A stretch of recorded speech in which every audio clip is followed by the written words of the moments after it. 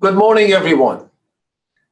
Um, what a beautiful morning, and I'd like to thank all of you for participating. I don't see your faces, unfortunately, but you hopefully see and hear me. And I'd like to again thank you for participating. I just wanted to highlight some of the achievements of the university and frankly the great news that we are right along the path for where we want to go. I will appeal to you at some point during the presentation, like I always do, to really help us achieve our goals that we have set for ourselves. But this morning, I am going to talk about the transformational gift that hopefully you all have heard about. This is June and Fred Kummer. Their gracious, generous gift to the university. I'll talk to you a little bit about that. Our current state, where we are, how things are moving forward, our celebration, Cisco Centennial Anniversary celebration, and then the next 150 years, at least what we can predict from now. So let me speak a little bit about June and Fred Kummer's gift. Here you see a picture of June and Fred. Fred is a graduate of our civil engineering program and has made a wonderful, successful business in really design build environment. Some of you may know that Fred has built 1,012 hospitals across the nation. That's a remarkable achievement in and of itself, but he has also built some of the largest hotels in the country.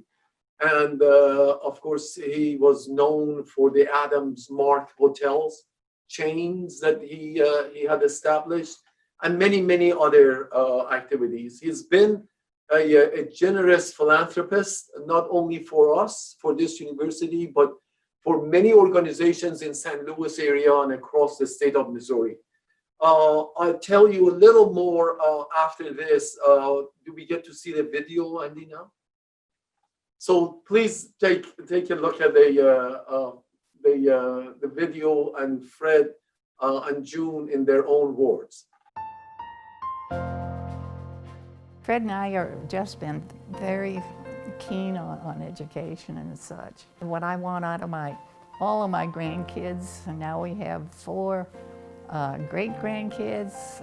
I want some degrees, and if they're going to be kind to their great grandmother or such, they're going to get them, and we will certainly help them. I went to an unusually fine school. I'm glad I came here. And look at the jewel I found in June. It's worked out pretty well. Yeah. For any unit to thrive in this environment, why they've got to be able to identify the brightest, most adaptive, looking for those people that are going to advance the STEM. So STEM should be on everybody's understanding of this is I select that we got to select the people that would best advance this. So, Rolla is already in the lead in the public arena, and it's what we ought to build on. We just got to expose more kids to, so that we get the best of the best of the best of the best of the best. There's no reason we shouldn't have better institutions in technology than we do.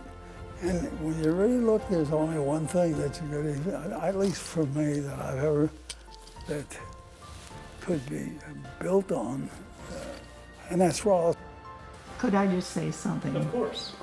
Both Fred and I realized how we have been so overly blessed our entire life. We certainly have been.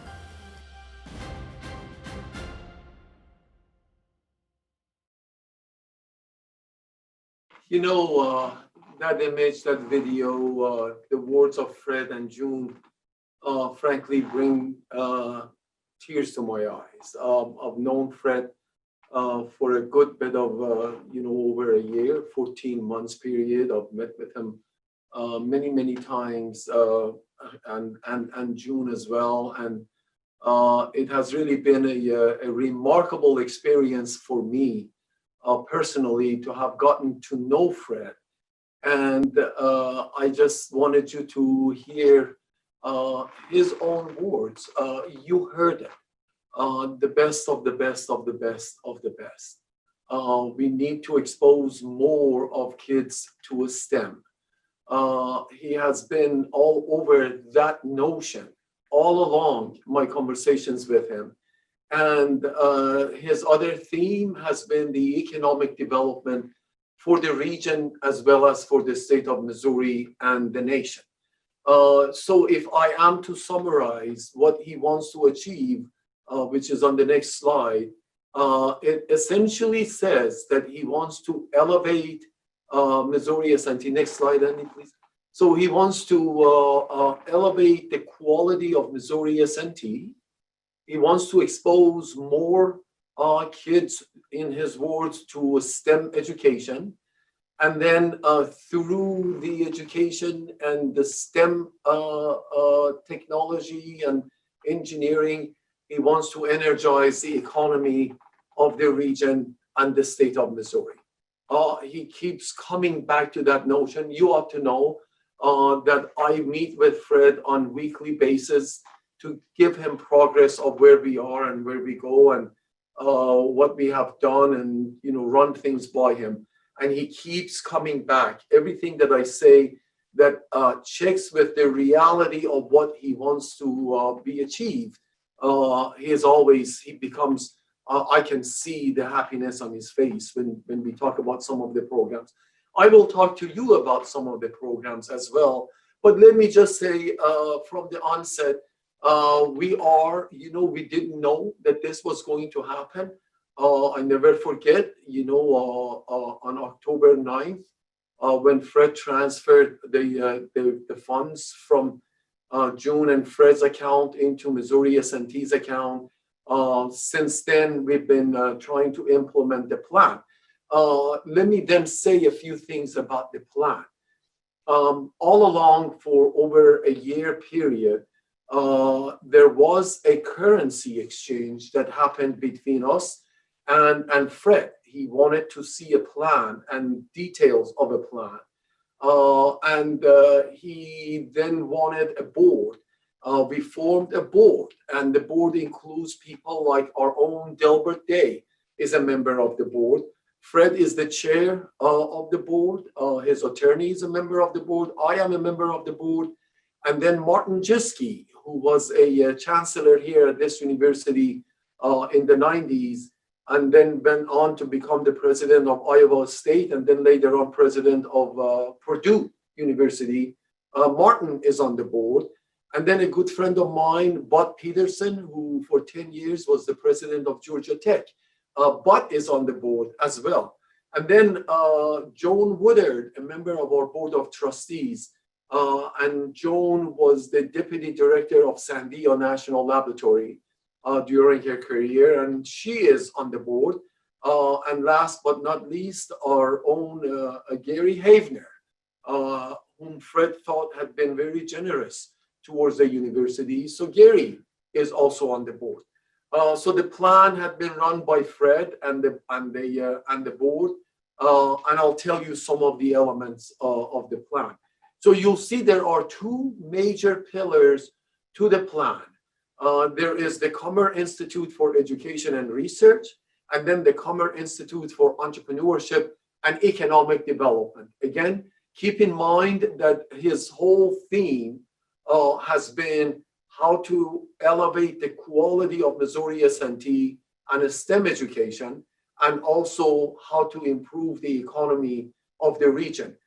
He wants to see us expel ourselves over our boundaries and into the community, and I'll say a few words about that. That's why you see the word entrepreneurship and economic development. So he wants to see companies form. He wants to see innovative students who will remain in the area and create jobs and opportunities for the citizens of South Central Missouri and the state of Missouri, and so on and so forth. If you go to the next slide, you'll see that it says research and development entity. You know what? That's what you saw on the left-hand side of the chart. So the idea there is for us to have, in addition to the centers that are going to be within the university, the third bullet on this slide, 4 research centers to build on S&T's strength in advanced infrastructure, resource sustainability, advanced manufacturing, and artificial intelligence. So the 4 centers of excellence, and there is nothing that says it cannot be 5 at some point. But right now there are 4: manufacturing, artificial intelligence, and autonomous systems, as well as the infrastructure and sustainability. So that's what happens inside the university. Another element that is to happen inside the university is establishment of a new school of innovation, entrepreneurship, and economic development. So we, in fact, have just put together the position profile for a dean of the School of Innovation, Entrepreneurship, and Economic Development. That will be the bridge between what we do in engineering and in CASB with the external world of Comer Institute, which is bullet number 1. In other words, at some point, we will have established a center for systems integration and prototyping. Think of places like Southwest Research Laboratory or Georgia Tech Research Institute, or if you want, Caltech's Jet Propulsion Laboratories. Now, these are all affiliated with the university, but they are independent organizations where they go after their own large-scale systems integration projects. I got to tell you, from my own world, I have spent 20 years in places like Livermore Labs and Johns Hopkins Applied Physics Laboratory. I can tell you that the funding organizations, these are large-scale DOD, DOE, Department of Homeland Security, NASA, DARPA, DITRA, DTEC, environments like that, they are not going to fund large-scale projects if those projects are going to be managed by pure academics. And their reason is that, we are putting in $50 million for development of a prototype of, say, a satellite or a new weapon system for the Air Force, for example. And they want dedicated research and engineering workforce on those projects. Now, that does not mean there will not be interactions between the directorates within that organization and the centers of excellence that I highlighted on the board, on the third bullet below. But for us to be able to acquire some of these large-scale projects, we need to have a dedicated organization, and that's what that first bullet is all about. So think of it that there is going to be the lifting of the quality of S&T through the centers of excellence and through the Comer School for Innovation, Entrepreneurship, and Economic Development. And then there will be economic development of the region through establishment of an organization such as the ones that I mentioned to you, and for us to be able to attract larger scale projects and therefore create jobs and opportunities and develop the economy of the region. I must tell you that as much as this university has been a game changer in the area of research and education and training of human resources, engineers and scientists and so on and so forth, we have not done our fair share to develop the economy of the region. Okay? I mean, it's a fact. We have not really contributed as much as we should have into the economy of the region. And this is our golden opportunity to do so. So let me show you a little more detail on what I just talked about, and you'll see that. So the right-hand side of that chart is Comer Institute for Education and Research, Centers of Excellence, School of Innovation. And the left-hand side is really the systems integration and prototype development, if you want to think of that. And this is probably the longest term event, but we are starting it right away. Is think about 20, 30, 40 years into the future, where we will have a place like Jet Propulsion Laboratories here, or a JETRI, which is 50 plus years old, or Southwest Research Institute, which is now 65 years old, or Applied Physics Laboratory, which is started during World War II. But that's the idea of that entity there. And then we need to have an organization, business innovation, think of incubators and accelerator programs and, launch pads and, hackathons for business ideas and so on and so forth. So that's the picture. Now, in order to make this happen, we need, of course, people. And that's why a part of the funding from Comer will go to hiring 10 endowed chairs and 10 endowed professors. And that will be a combination of our own faculty members, as well as bringing in additional faculty members of national status. Think of faculty members that can establish centers of excellence that we have on the far right-hand side of this chart. We are going to need to have people who are able to build centers of excellence as well. We have them here on campus, and some of them are absolutely fair game for what we are looking for. But then we also will look to bring in some really national and world-renowned faculty members through this effort. There will be 100 years of Comer doctoral fellowship awards.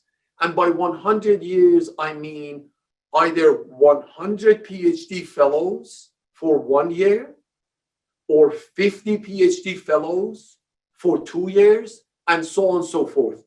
The idea here is to incentivize research active faculty members, either individual faculty members or members of the centers that we just talked about, to really be energized to recruit the top-notch PhD students. But at the same time, then they need to write the proposals and grants and support the PhD students. The write-up that we have right now, it says, you will be guaranteed 4 years of support, fellowship support. Now, the first year and possibly the second year will be supported by Comer funds. And then the balance will be supported either by research assistantship, teaching assistantship, or departmental resources. So that's where we need your help to help us get to where we want to go. Now, think about it. If we have 100 I&E, innovation, entrepreneurship, research, doctoral fellows coming here, and then we can enhance that number by supporting them through research grants for another 100 of them, so another year, and so on and so forth, then that will become a significant force for our research development. Remember, we still have the goal of going from R2 to R1, and I think this will be a shot in the arm for that. We are planning on 500 undergraduate scholarships of various forms and shapes, and that is the idea of increasing more of Missouri kids, in the words of Fred Comer, to a STEM education. So we are starting with 500 such scholarships, and we are developing the concepts and ideas, and would welcome your ideas as well. Let me just say, it is not that we have all the answers. We are, working on developing the best method and methodologies to implement the Comer Institute and make Fred Comer's vision become a reality. So in any which way that you can help us, given the plan that has been approved by Commerce as well as by the board of the Comer Institute Foundation, we welcome your thoughts and your contributions. In fact, frankly, we expect it. Now, on the left-hand side, let me talk a little bit about that systems integration and prototype development. That in it will have directorates. So, but the directorates in there are going to be more thematic, that they will be specific, like the centers are on the right-hand side. If you look at any of the national models, if you want to look at, Battelle conglomerates and all of their laboratories, or Department of Energy, or Department of Defense, Department of Homeland Security, the directorates with organizations like that are thematic. Say, for example, a directorate for engineering and technical services, a directorate for materials, and, I can immediately envision a directorate for materials for extreme engineering, for example. Now, those directorates will be collaborating with the centers within the university, but they will be, the sage on the stage, if you will, in developing proposals for larger scale grants that we will receive. But they will always be of 6.3, 6.4, 6.5 type grants, rather than 6.1, 6.2s that are going to be on the right hand side. There has to be very direct collaborations. If there are any research and small D developments that needs to happen within the larger scale proposals and grants on the left hand side of this picture, then that will be done by the right-hand side research centers. But the left-hand side people are going to be responsible for proposal developments, milestones and timelines and project delivery and interactions with the funding organizations and so on and so forth, while the right-hand side will be responsible for proposal developments and milestones and timelines for proposals such as NSF, NIH, DHS, those sort of proposals. I can speak a lot more about what is going on here. We will reach out to science teachers within the state of Missouri.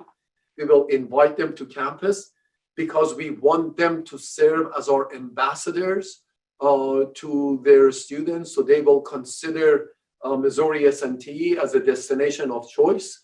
So they can come in here, and there is no better mechanism than really informing the science teachers within the high schools of the state of Missouri, for them to have come here and spend 2-3 days, see our laboratories, be exposed to our programs, so that they can go back there and the students will hear it from the horse's mouth, if you will.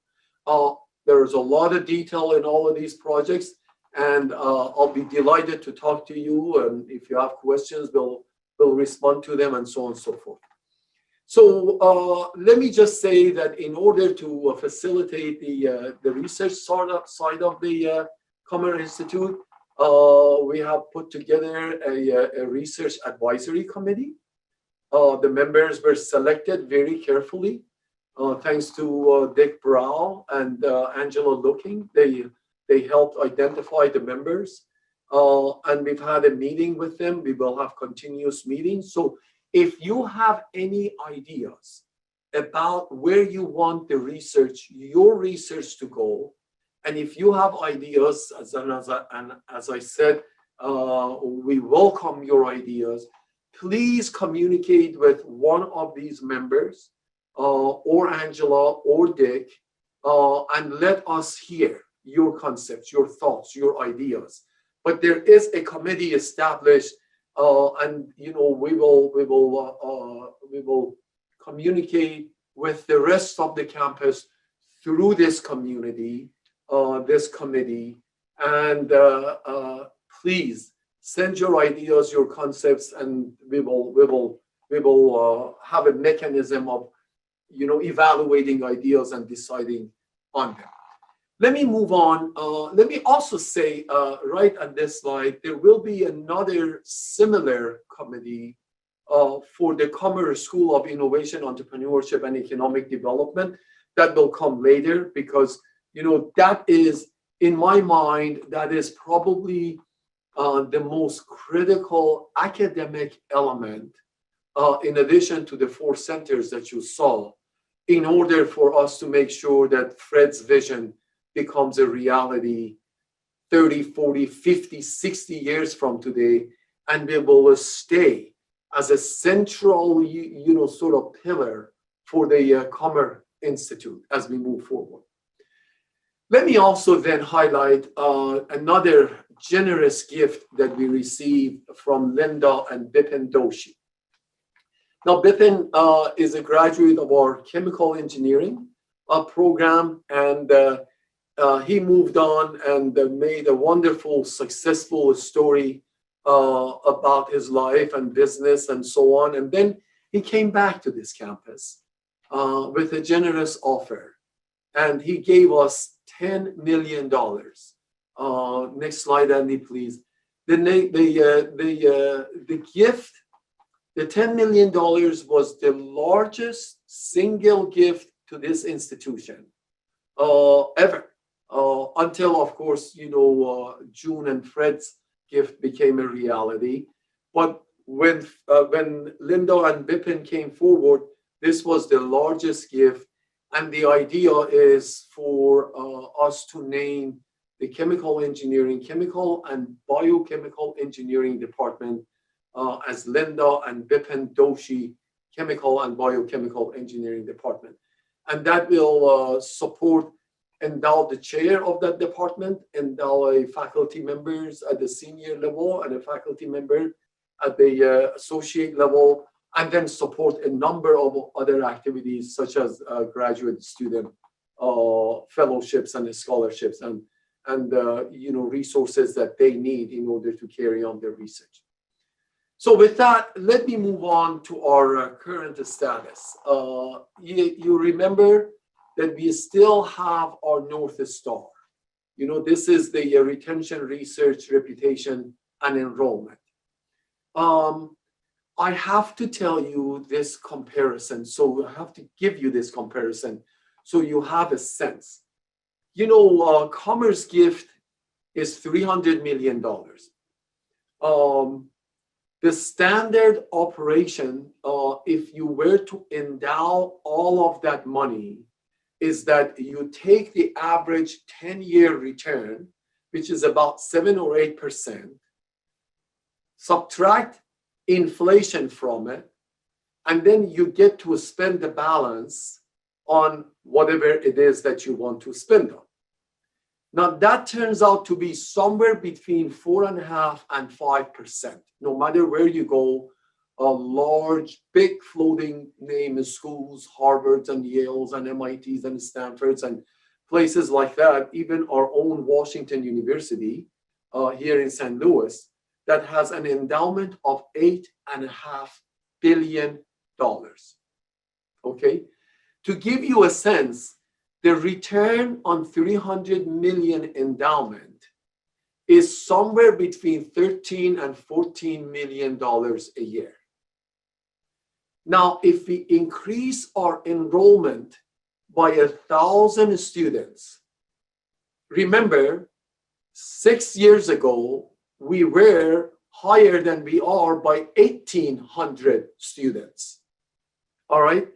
But if we raise our enrollment numbers to add another 1,000 students, that's equivalent to $300 million of endowment. Okay? The 1,800 students that we have lost at all levels, undergraduate and graduate, master's, international, and so on and so forth, which we have been on a steady, precipitous decline, that is equivalent to somewhere around $500 to $600 million Okay, so as Fred will tell you, $300 million is a lot of money, but in the scheme of things, is not really that much money. Where we need to go is what you see in front of you on this slide, the four bullets. We need to increase enrollment. We need to do much better on our retention, where we have had an average of 20% attrition from freshman to sophomore year. I mean, that's equivalent to losing 250 students from freshman year to sophomore year. We need to enhance our research. And of course, when we do all of that, that'll improve our ranking and reputation, so on and so forth. I can tell you, we've never been, frankly, in a better situation. We need, we have the resources that we need to spend on the things that we need to spend. We have the opportunity of turning the enrollment and retention numbers around. Our research numbers are looking better, and with Fred's, gift, it is going to get even better. Look at the centers and look at the outside entity and look at the School of Innovation and Entrepreneurship, 20 endowed chairs and professors, 100 INE, PhD students that will contribute to research. We've never been in a situation like this. I get emails from my counterparts, and they come out and say, one guy said, Mo, you are probably the envy of myself and half of the country as a university. And I think that's very true. We've never been in a stronger position than we are today, but that means it just added to our level of responsibility. Frankly, the plan that I showed you for us to execute for the Comer Institute comes at a cost of $430 million.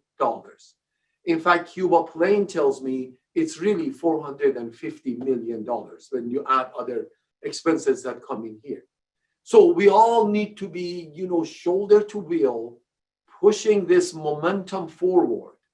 And I have ideas of where we can get additional funds. The governor has promised us money.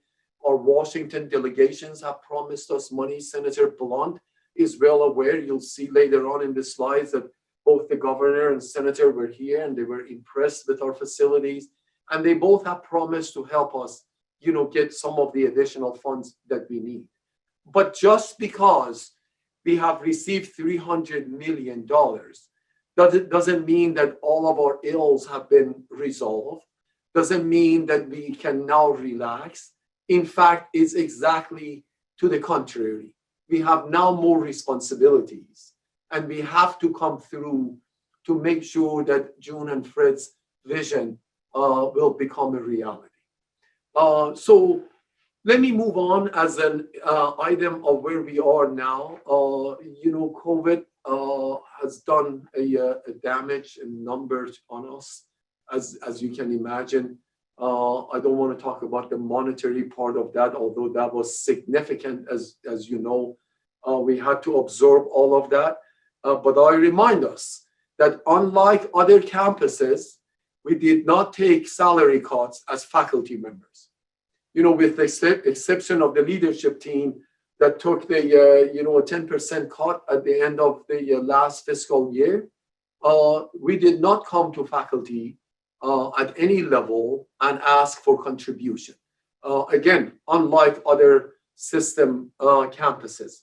So that wasn't by accident. We had to, of course, take other measures like, froze hiring by and large.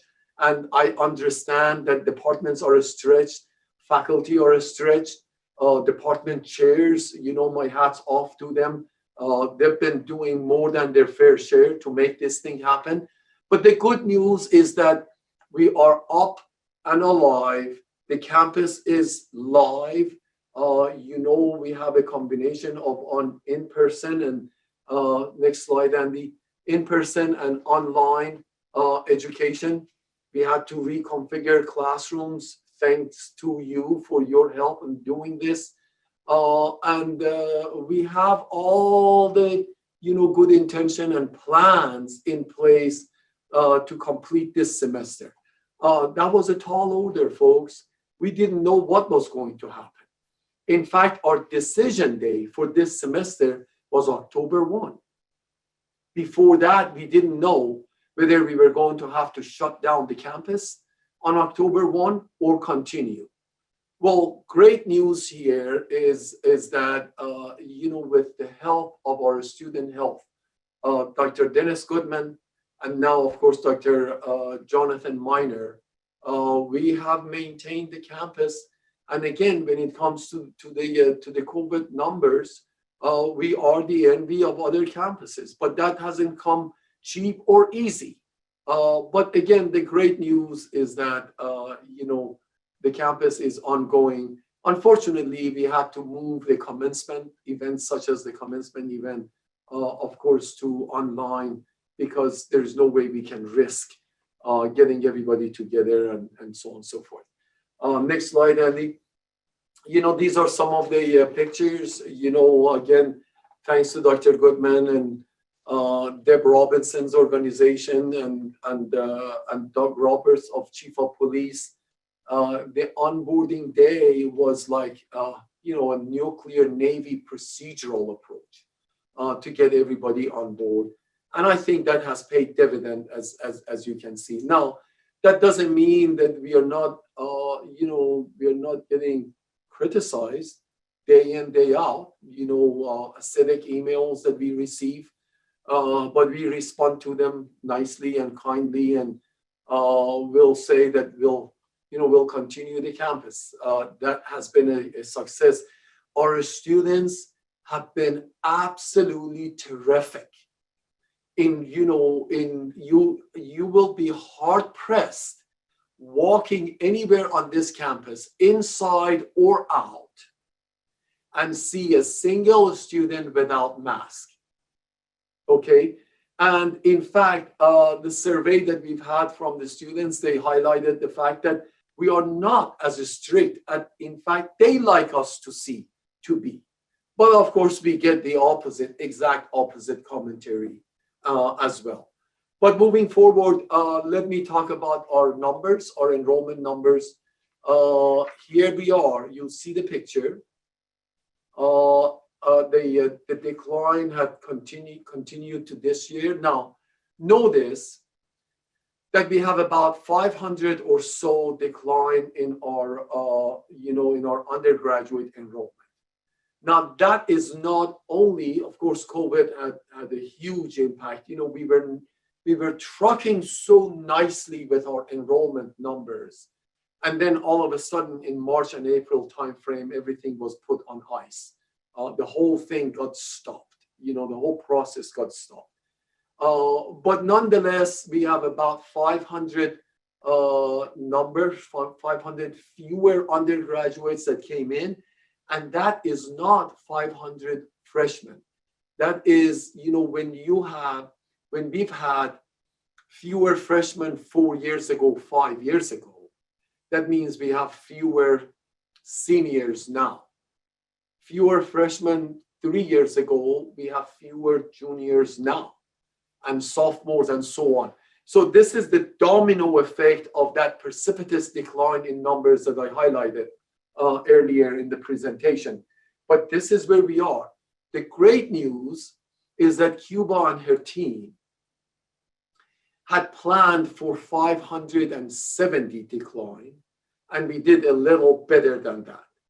So with all the measures that we put in place, hiring freeze, spending limitations, accounting for potential, fewer students as we did, we are in a financial, fortunately, we are in good financial situation. In fact, I tell you, I participate in the system conversations. We are the only campus that's in the green, in the black, rather than in the red. All the other three campuses are below the horizontal line, and we are the only campus that's in the green. But again, thanks to everything that all of you have done, sacrifices that you made, reducing costs and reducing expenditures and all of that, we are in good financial situations as we move forward. Next slide, please. Here's another picture. You'll see the precipitous decline that I'm talking about since 2015, 2016 timeline. But we are very much hopeful and have all kinds of plans in order to change that trend. Now, our plan needs your help. Every single one of us need to be involved in highlighting really the differences between this wonderful institution and every other institution in the state. Okay, we offer a rigorous, tech-centric, broad-based education. The ROI for our education has always been in the top 5 or at worst in top 10 in the country. Our starting salaries are about $64,000+. Our average student debt when they graduate and they graduate from here and leave is about $24,000. So it's about a third of their first year's salary. Now, that is something to write home about, folks. That's why it puts us in the top 5 in the nation as our ROI, the return on investment of this education. These things need to be highlighted. We need to go to the high schools with that message. Do you want to go and get an education for 4 years and then spend 4 years looking for a job? Or do you want to come here and spend 4 or 5 years and get an education that will fuel you for the rest of your professional and career's life? These are the messages that are not being sent as much as we like them to be sent. So that's why we're counting on our faculty members to become ambassadors. That's why we want to bring science teachers to campus so they will become our ambassadors. We are thinking of developing an army of champions, our own successful students, seniors and juniors who can go back to their own high schools and sing the song of Missouri S&T so that we will come true for June and Fred Comer when he says we need to expose more Missouri kids to a STEM. These are the approaches that we are in the planning processes, and hopefully we'll make them happen. A great bit of news is that, as I mentioned to you, you see up to fall of 2019, our attrition rate was, 19%, 18%, and so on and so forth. But fortunately, we've made some changes, and as of fall of 2020, we were close to 85%. In fact, we went up to 85.1, and 2-3 students dropped out after enrolling. And now we are at about 85%. And remember, retention is one of our R's that we are working on. And we are very much hopeful to get ourselves to 90% plus. So let me move on to another phase of what's been going on. This past year, we completed 3 of our major construction projects. The Comer Student Design Center expansion was completed, and there was a ribbon cutting ceremony. There is a wonderful footage, a 90-second video, and I encourage you to go to their website and see that video. Clayco Advanced Construction Materials Laboratory, ACML, that was completed. The ribbon cutting event for that was just a couple of weeks ago. It's just absolutely beautiful and very enabling. I encourage you, if you haven't seen it, arrange with folks, Dr. Kamal Kayat, who was really the main force in getting this project done. Arrange a tour. You'll love the facility. And then the classroom learning center completion. When you walk by it, frankly, you can tell that the distinction between the coloring that I can see on the picture here, but it's beautiful. I moved in there. It was kind of sad to see that the classroom auditorium, so every other row was ribboned off because of the COVID-19. But that will move on. That will go on. We are not, I am not worried about COVID in a year or two. What we really need to be focused on is this institution 20, 30, 40, 50 years from today. Okay, and let me tell you, folks, it sounds like a long time, but we have faculty members here on campus that were hired 50 years ago. Okay, so it's not far-fetched to be thinking about what do we need to do between now and 10 years from today, so this campus will remain relevant and stellar for the next 150 years. All right. So, when you hear 50 years from today, that is really what we need to be focused on. In the ever-present sense of state support declining for an institution such as ours, what do we need to be doing now in order for this campus to be as good for the next 150 years as it has been for the last 150 years? These are really the issues that should keep us up at nights. These are the conversations, not COVID, not 1 year, 2 years, and so on. The steady decline of enrollment should be a concern. The steady decline of state support should be a concern.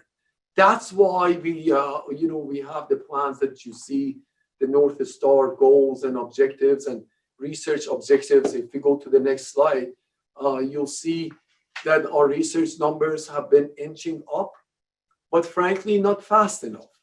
Again, hopefully, June and Fred's gift will be the impetus that we need in order to put this on a steroid so we can actually get to where we want to go.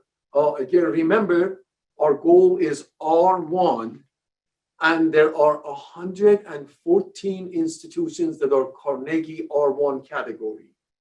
The lowest, the last one's expenditure was $104 million. We are at 48 million. So we need to do better than double in the next 5 years if we want to get to an R1. Okay.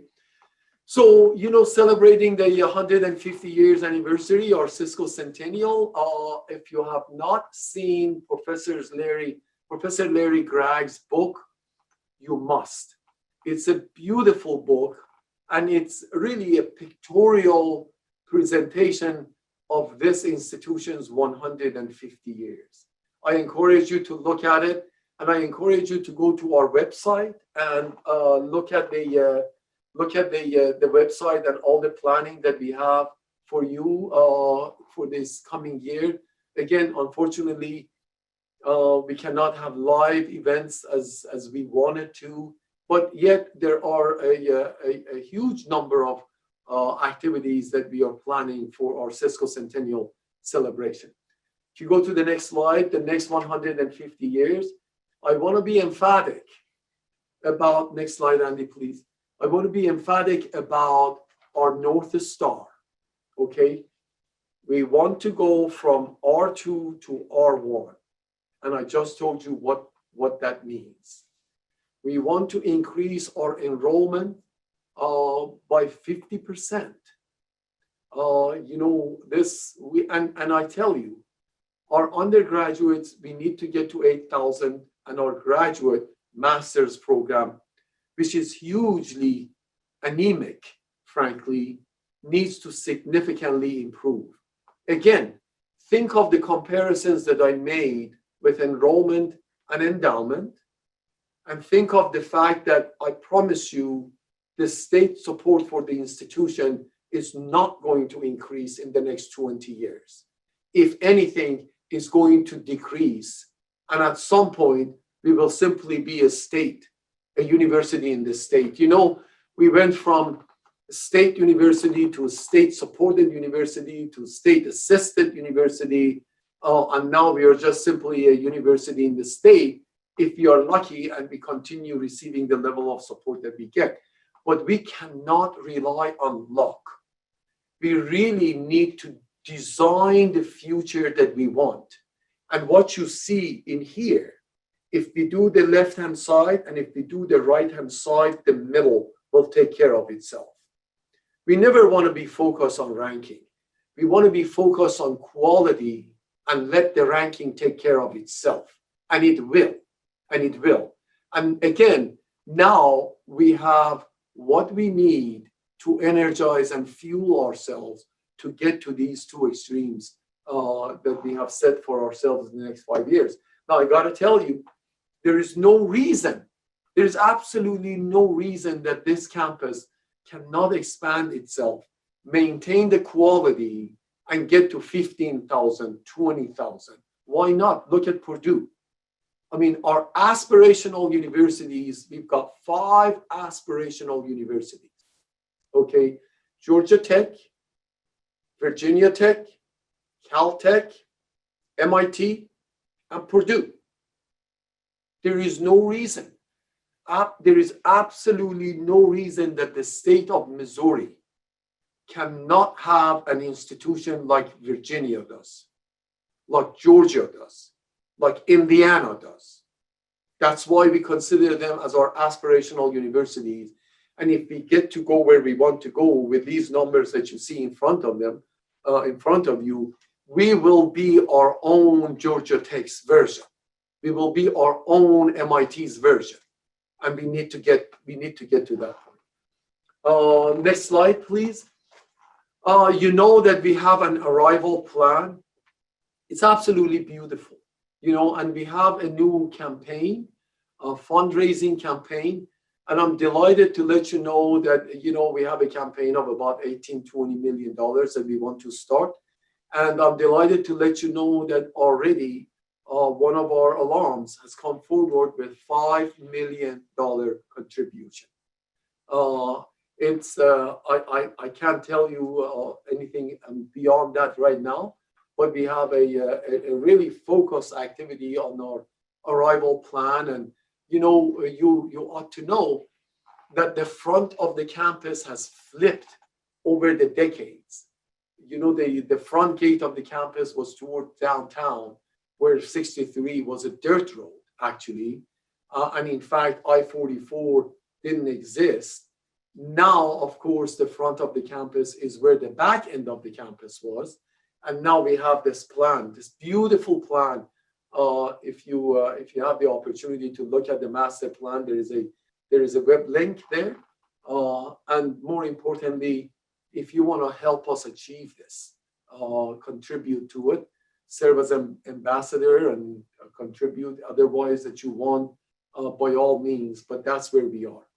Another initiative that we have is that we like for us and the I-44 corridor to become the manufacturing corridor for the state.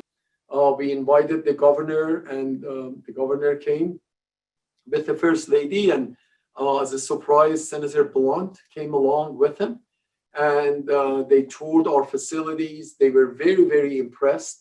And in fact, you know, in my conversations with the governor, he has promised that we can move forward with a request for a building. Now, these things will take a year or two, maybe 3, to actually for the government to come forward. Senator Blunt has said in a phone conversation to me, he said he will help us achieve our goals as well. So that's high on our agenda, becoming a focal point for manufacturing for the state of Missouri. Look, what will that do for us to make June and Fred's vision a reality? If we get the support that we need from the state and from the feds in order to establish ourselves as a manufacturing region, as an example, you know, tax break for the companies that move here into this area, just as an example, the support that they will give us to build a manufacturing facility, and so on and so forth. And then, you know, remember the left-hand side of the Comer plan that I highlighted.